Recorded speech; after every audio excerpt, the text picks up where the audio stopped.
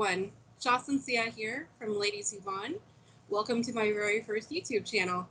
Um, this is my very first video today. Has been a couple of weeks in the making, originating from a conversation over Instagram with a fellow Bond fan. We met over Zoom about a month ago during the Bonding Online event put on by Thomas Grayton, Fleming Never Dies, and my fellow cohorts, Brian Levesque, James Bond aficionado, and Christopher Morales, that one Bond guy. Without further ado, allow me to introduce Zafran Jones. Hi, thank you for having me on your inaugural video of your YouTube channel. Yeah, I'm really excited to do this. How have you been? Yeah, good, thank you. Very good. Current pandemic that we're all featuring globally currently, but amidst that, yeah, it's been great, and a lot of online content you guys have been putting out, which I really appreciated, and it's how we met. And yeah, it's been great, and I'm really thankful for all the community, the Bond community, and all everything they're doing. It's been fantastic. Great. Well, thank you for taking the time to do this video with me. So for people who don't know you, haven't met you, please tell everyone a little bit about yourself and how you got into James Bond. Sure. So I'm what you would say is a third generation Bond fan. My grandfather got my mother into it, taking her to the cinema every 2 years back in the 70s to watch the Roger Moore movies. She was very lucky getting a movie every 2 years, which is something we can't say anytime soon, and it hasn't been the case for a very long time. And my mother got me into the movies, watching and making me watch them on VHS along with her. And as time progressed, I was watching movies that she hadn't seen in the series, and I became a full-fledged fan. And then when the movies stopped appearing as frequently as they used to, I looked back to the source material and the movies themselves, and have become more acquainted with the sartorial choices of Bond. I don't know if eagle eye viewers can tell, but I'm wearing the Sunspell Casino Royale Riviera Polo today. It's been quite warm here in the UK today, so it was an ideal choice to sit out in the sun and wear. And yeah, I'm just looking forward to the new movie, which we all know has been delayed. But like I said, the Bond community has been putting out great content during that phase, and I hope that long continues once the movie's released. Yep. So that's something that we're going to be talking about today. Um, Zafran and I actually started talking about the No Time to Die Q watch, and that came from a story post that you put out, right? Yeah, I was lucky enough to get one of the watches at a local Swatch store to me, and I could see that within the community, no one had reviewed the watch or said much about it. And I put the question out there whether anyone do they own the watch and have they reviewed it, and which is, I guess, how we arrived here today. Yeah. Well, I guess we were talking on over Instagram, and then after a day or so, I had this thought. I was like, why don't we do a video? This seems like a perfect opportunity, especially for those who don't know anything about the watch or who want to know more about the watch. Right. Yeah. So before we dive into the specifications of the Q watch, what compelled you to go out and buy it? Well, Swatch announced 6 watches that they were doing as a commemorative edition for 6 specific James Bond movies. And when that release came out, they said that they were going to do a 7th watch that would be featured in the No Time to Die movie and would be worn by Q. However, they didn't actually release the actual design of the watch, so I had no idea what this watch was going to look like, and that piqued my interest because this is going to be a screen used watch that nobody yet knows what's going to look like. And I unfortunately missed out on the online sale, and I noticed that A, I really liked the design of the watch, but B, I missed out on the online store and it was all sold out. So during my next visit to London, I was lucky enough to go into my local Swatch store and see an example on display. However, the display example was not available for sale, which compelled me even more to get the watch. I think it's basic psychology that when you're told you can't have something, the more you want it. So the Swatch store did a local spot check locally for me, and I was lucky enough to see there was one remaining example in the UK store chain, and I had to scoot off to the other side of London, which was like a mini 007 mission in itself, and scoot over within the next hour to get the last example, which I did manage to do, and it was a great and memorable experience.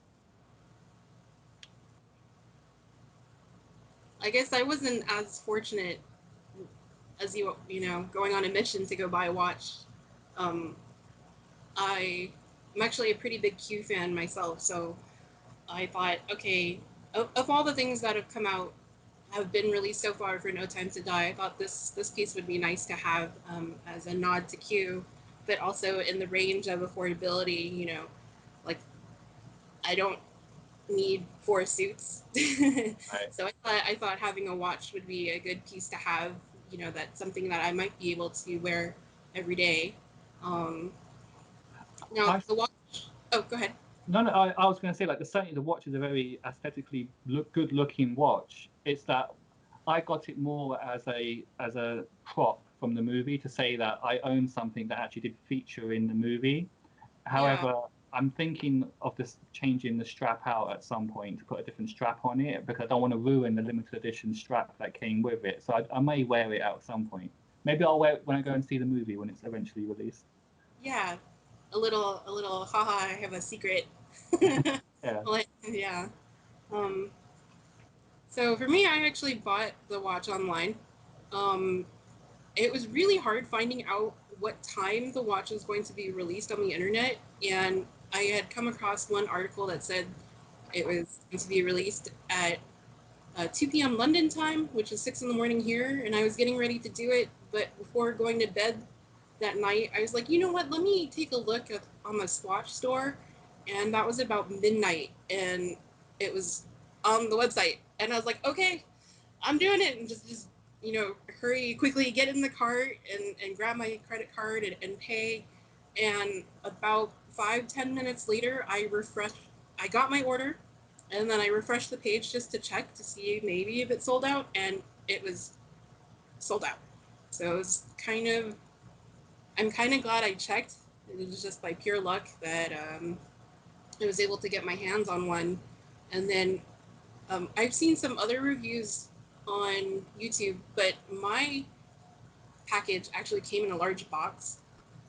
And like, I think people in the UK got, like, it came in the package with just a piece of, you know, like a slip on cardboard envelope, but mine actually came in a big box with all this bubble wrap. But I wonder if that's because it was from the US um, factory, or I don't right. know. Yeah. Well, when I got mine in the store, it just came, as you said, like in the white outer carton sleeve. And once you slide it out, you have the silver laptop case. Right. The watch itself, they in the store, they will put the battery in the store and stamp the warranty booklet when you buy it. But the watch itself, it released, I believe, in the UK on March the 5th. I think it was March the 5th, and I didn't know what the watch was going to look like. I kind of lost track of time and days, and eventually, when I saw what the watch looked like, it had sold out. And I didn't actually get a watch until March the 13th.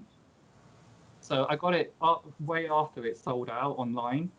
And I was very lucky to do so because the Swatch manager, store manager, told me that each store in the UK got 3 examples which they could sell to the public, and every store received an additional example which would remain on display that was not for sale.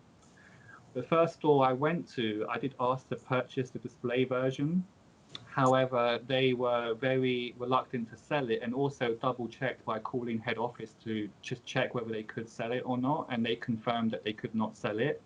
So my assumption on that is that every Swatch store will keep an example on display at the very at least until the movie has finished its cinema run, because I'm assuming they're a promotional partner for the movie because all the staff were wearing No Time to Die inspired T-shirts with the branding and the movie name on the shirt. So I'm going to assume they're going to promote the movie way up until its release now, which is they were thought would be April, but it's now November. Um, so then, you know, let's talk about some of the extra merchandise, the promotional items, because I know that you got some promotional items. You know, Right. I kind of wish I had could buy their staff shirt. That'd be kind of fun to wear, but Well, in the UK, I know it differs to what the US customers got if they purchased a watch in store.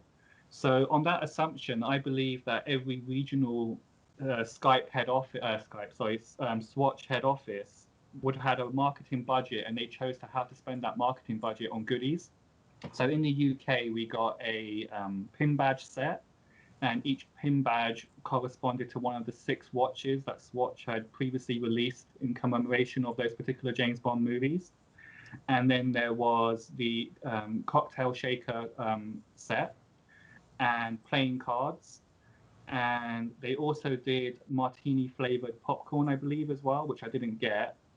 Um, and it was quite cool to see the 6 pin badges together. It was a bit disappointing that there wasn't a 7th pin badge for the Q watch.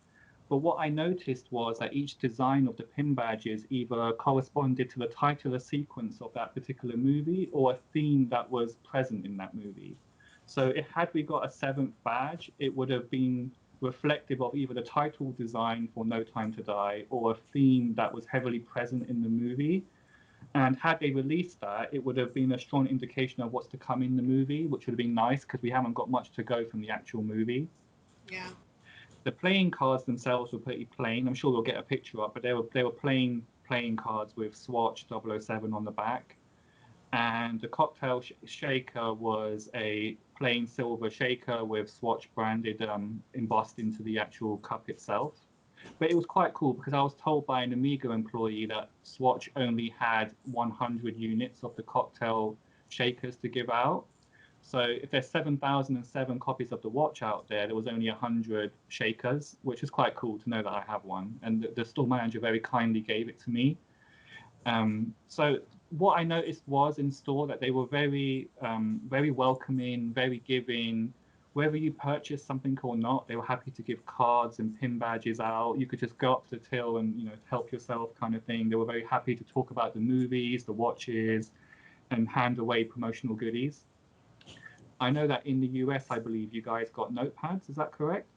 Yeah, so David Zaretsky of the Bond Experience, he had shared a post on his Instagram that he visited the Swatch store, and they gave him a really nice notepad, and it has the No Time to Die logo. Um, so not, I think that's the only thing I've seen so far. Okay. Anybody else seen it? Like, let us know because it's fun to see what items are floating around the internet. Yeah, like Um, maybe in Asia they did something totally different. Maybe in other parts of Europe they did something totally different. So it'd be great to see what they did. yeah. So let's talk a little bit about the watch itself. Let me go over the specs here. The Q watch was designed by No Time to Die's costume designer, Sutira and Lalarme, as a limited edition release with only 7,007 pieces made. Quartz movement, 3-bar water resistance, brown plaid tartan leather strap with red cut edge and a stainless steel full buckle. It's based on Swatch's Skin Irony line, which stands for a new generation of understated, minimal yet sophisticated design language, a contemporary style signifier, a sensual pleasure for the eyes and for the touch, a way to discreetly yet remarkably affirm one's own taste and personality. So, with that said, what do you think of the watch? I think it's a very aesthetically good-looking watch, and I like the fact that there's that hidden nod that it was designed by somebody involved in the production of the movie. The brown tartan pattern strap, I believe, is very reminiscent of something Q would wear, whether that's a braided tartan jacket or tie, trousers, shirt. I can imagine Q wearing something that had that pattern. I don't believe in Spectre and Skyfall he actually wore something that was tartan patterned. I might be wrong, but I haven't seen it. But I can envisage him wearing something with that pattern. I like the exposed quartz movement as well. I like the fact that you can actually see the mechanics behind the watch. And I know that quartz watches do normally have a circuit board within them, and I like the fact that that's highlighted at the front. It's almost as if it represents a motherboard that you would see in a computer or a computer chip, which is very reminiscent of Q. The watch itself at 42 millimeters, I thought would be quite large for my wrist. I normally wear a 36 to 38 millimeter watch, whether it's a vintage watch or a modern watch. I don't go above 38. However, when I saw other examples of the skin irony range that was in stock in the Swatch store, I put it against my wrist and saw that it didn't protrude over my wrist at all. I have a 6.25 inch wrist, and it fitted perfectly. And I think that's because the case design does not have any lugs, so it doesn't protrude over the wrist. And I feel that like with Swatch, they highly market the customization of their watches. So you could buy replacement straps. And as a limited edition piece, I wouldn't want to wear and tear the strap that came with it, but I would certainly look at buying one of their other straps and put that on the watch. And I do like the fact that it's an ETA movement as well. It is stamped at the back of the watch and says ETA, which is a very reliable workhorse movement. The Swatch Group own ETA, and it's a very reliable workhorse movement, so which is great. And I do like the fact that the watch is a leather strap. I'm not a big fan of metal straps. However, I'm sure we all know that the Omega that's going to be featured in No Time to Die is going to have a Milanese strap. And I did check the Swatch store earlier, and I did see they do have a Milanese option available. So if anyone out there has the watch and wanted to put that on there, they certainly could, or put a Milanese watch on an existing Swatch watch that they own. The Swatch do have that option. I really do like also the stainless steel dial, the insert on the dial. And in the sun, if it catches the sun right, it has like a sunburst effect, which looks really nice. And whilst the red insert on the dial on paper sounds like a very bold design choice, I find it quite subtle. And I think it complements the dial really well. And I like how the strap has the red stripe alongside the actual strap itself, along the sides. It has a red line into it, which I do like how it complements the dial itself. So I think overall, if I didn't even know it was a 007 inspired watch that's got a screen used prop, if I saw this in the range as a standard skin irony watch, I would say it's a good looking watch. So whether it was a movie used prop or not, I think it's a very good looking watch. So one of the reasons why I wanted to do this video is talking about, wrist size, because that was something that we had talked about. I want people to know that this item is great for female fans who want to collect fun items, but also just people altogether who have slender wrists. So I know my wrist is 6.5 inches, and I guess we're pretty close in size. Yeah, So, and yeah, then I guess so. You're talking about the thing that makes it, because the case itself is 42 millimeters, right? right. And the Omega is also the same size, isn't it? I believe the No Time to Die Amiga Seamaster is 42 millimeters, yes, but But it it also doesn't. has the lugs, so it does protrude over my wrist. I did try the Amiga on the same day I purchased the Swatch, So I and guess you're talking about like this part, right? That right, makes it like yeah. there's less. So normally the case would stick out a bit there where Yeah. the actual strap would attach, but the watch itself is smooth at the top. It doesn't actually protrude. It doesn't have the two arms that stick out at the top. So for that reason, I just think that it complements the design really well because it's not larger than 42 millimeters. The dial itself is 42 millimeters, but if you include the lugs, it would actually be like 48 millimeters, which in this case it isn't. It's true to 42 millimeters. So I believe, yeah, it's a great unisex watch. Um, so let's talk about the packaging. Uh-huh. Um, what do you think of how the watch was presented when I you think got it? I think it's a very unique and I think it's a great design choice. I know a lot of fans in the community love the packaging and as a display piece, even if you were never to wear the watch and to keep it in the display packaging, it's a great display piece. It's designed to look like a laptop. The keyboard, each initial, each letter that spells out Swatch is highlighted in red, which is really cool. It's like a subtle nod to the brand itself. I noticed that on the actual laptop screen, there's a global map with some arrows pointing to different countries. Now, at first, I thought these were plot points in the actual movie itself, like maybe places that Bond will visit during his mission during the actual movie. However, I did look at the map, and my geography is not great, but it looks like New York, London, Paris, Madrid, somewhere in Denmark, Moscow, and Shanghai are all pointed to. And I know that whilst one of those locations features in the movie, the other ones have not been filmed in. So I don't think it ties to the actual plot points in the movie. And it has been reported that the watch is a limited edition and there were 7,007 examples made. And there is a number sequence on the actual screen itself, the laptop screen on the box. And I did think at some point that maybe there'll be a subtle cue in there to what number, pun intended, there was a subtle cue in there on what the watch would represent in terms of the number, but it doesn't say. So regardless of which watch you have, you don't know which out of the 7,007 you have, which I think it would have been nice to have included in the packaging.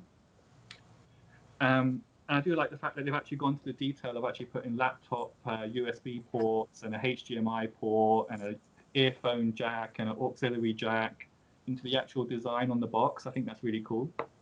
I mean, it looks like Q's laptop. It's Yeah, like you could actually go and buy the stickers, I think, from a 007 store that Q has on his laptop, and if someone could actually stick that to the box, if they wanted to, and have a more accurate version of Q's laptop.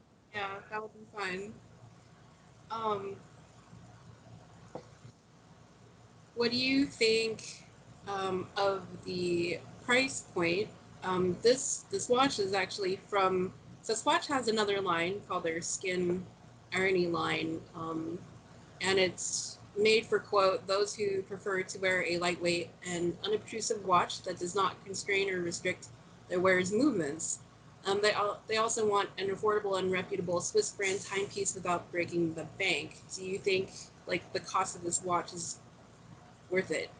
I certainly do, because if you look at the range itself, like here in the UK, the Q watch was £174. And if you pick an equivalent watch in the same range, so we're talking a stainless steel case with leather strap, that's a Skin Irony 42, it's around £135. So the Q watch itself is only 23% more in price. So if you're getting, when you're looking at what you're getting for the money, you're getting something that's screen used, it's to a movie franchise you love, and it's a limited edition as well. I think it's a great price point, and I think a lot of people agree that for the price, you're getting a lot of watch and a bit of memorabilia, which I think is really cool. Yeah. I think for the cost, I mean, so in the U.S. it was 220, and it's not bad. I mean, I think something also that I considered is there are some items in the bond community that if you purchase now, like the resale value, if you had to downsize, the resale value of this watch is probably going to be pretty high. Because I think on eBay, I've seen listings for this watch for 300, $400. So I think down the line, I mean, it's a nice piece to have, but if you've ever had that problem, like it still has, I think it will keep its value. Um, Yeah, from the perspective of watch investors, I think once the movie's released and there's more footage of the movie and you can pinpoint the watch in the movie, I think the value will increase more. Um, I have no intention of selling mine. I'm going to keep it as part of my collection and hopefully display it on a shelf somewhere and just. I think it's just a great display piece. And if I can get another strap from Swatch, I will wear it, because one thing I noticed in the design is that due to it being a leather strap and also a very rigid leather strap, it marks very easily. And the actual store manager who sold me the watch advised not trying it on in store because it will mark the strap. So I've never actually worn mine properly by actually doing the buckle up, but I've had rested it over my wrist to see the actual size. But yeah, I would hope to get another strap from Swatch and wear it at some point. If not, it's going to remain as a display piece in my collection, which I will appreciate for many years to come. I think I might do the same. I think I might buy some extra replacement straps and then so then I can wear it out.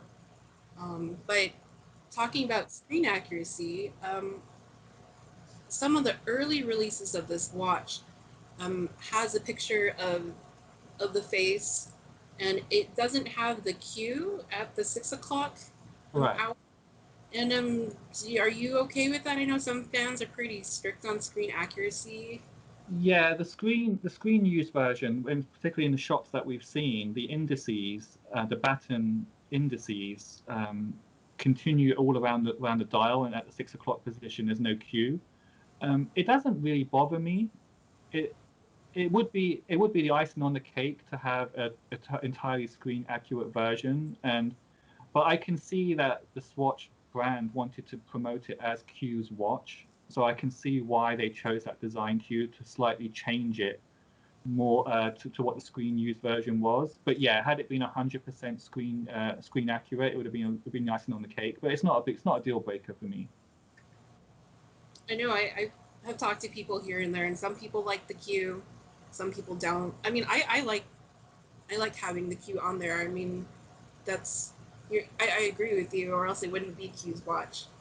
Um, I think harkening back to the price point as well, like if Q's wearing a Swatch, you can tell he's taking the MI6 budget quite seriously, and he's handing out Amigas to Bond, but he's wearing a Swatch himself. So you can tell that Q's quite stringent, and whereas the double O's get the Amigas, but the Amigas have become increasingly large in size. Like I know the current No Time to Die Amiga is quite thin, but if we go back to Spectre or the Planet Oceans used in Quantum of Solace and Skyfall, they're very thick watches, and I like my watch to slide under my sleeve quite easily, which this watch is designed to do. it's pretty thin. I mean, Yeah, I think it's like 6 millimeters. yeah, Is incredibly thin. it's a very short profile. It's kind of nice. Doesn't get caught on stuff for Right. sure. Yeah. And I Um, like how the case itself has drilled lug holes, which allows you to quickly poke the lug the strap removal tool into the case to change the straps, because Swatch do promote themselves as a customizable brand. And so I am hoping to buy some straps online on the UK store here and change them out. Just need to find one that I believe will go with the design. so let's talk a little bit about No Time to Die. The one of the promo video or pictures that they have of Q wearing this watch. He is wearing his watch on his right hand. Do Right. you think he's left-handed? I'm not too sure. Like we were having this debate a few days ago, and we've never actually seen Q write. He types, but we've never seen him write. So I'm not too sure. I'm left-handed, and I always wear my watch on the left.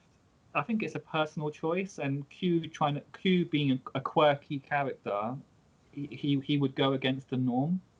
So I can see why it's on the right. I think it's quite cool that he wears it on the right, but I'm left-handed and I wear all my watches on the left. I'm right-handed and I wear watches on my left, so I don't know. I guess it's just personal preference. Yeah.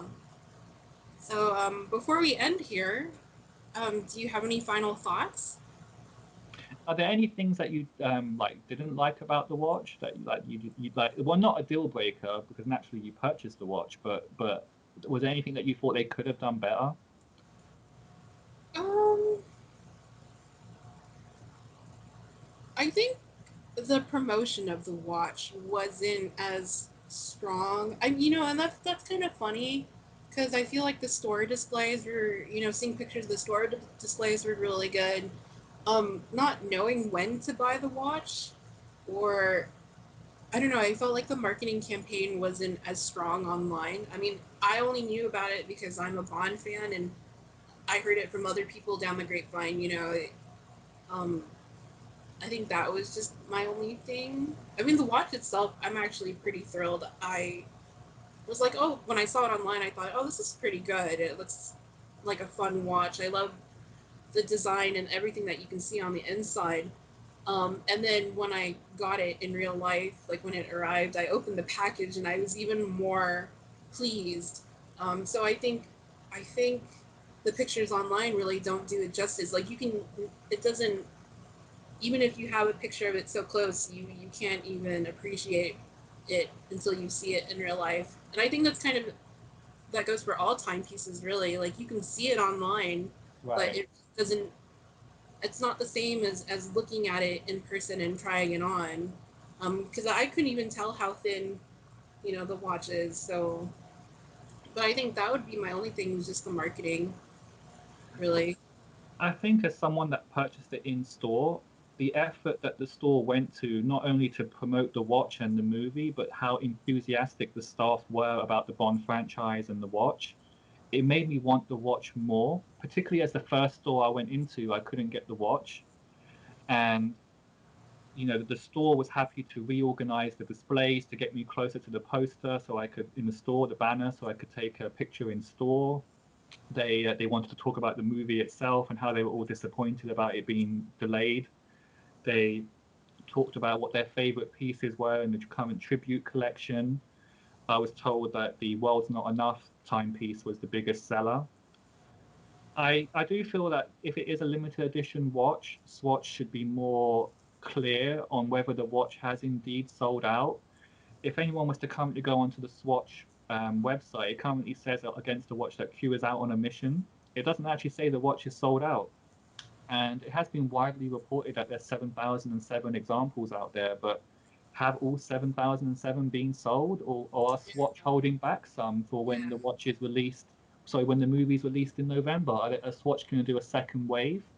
So maybe only half of the 7,007 are in current circulation. We don't know.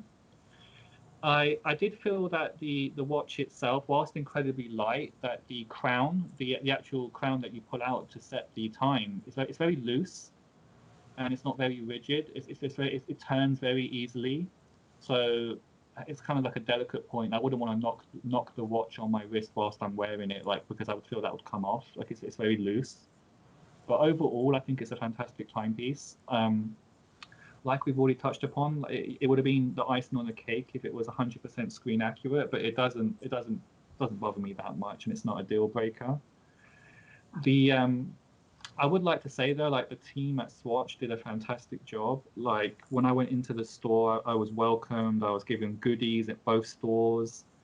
I was welcome to take pictures and reorganize the store how I saw fit, so I could pose for pictures with my shopping bag and my watch, and they were happy to talk all day about the movie. And as someone that's gone into other watch companies and other watch stores, you're not always greeted with that warmth. And as a fan as well, they don't always share the same enthusiasm as you. And the guys at Swatch did a fantastic job particularly from a customer service point of view and a customer experience.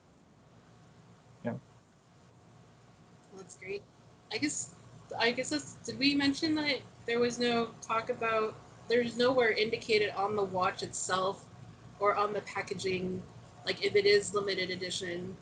So Well, if it does say on the actual packaging itself on the laptop screen, it does say limited edition. It just doesn't say what number your edition yeah, is.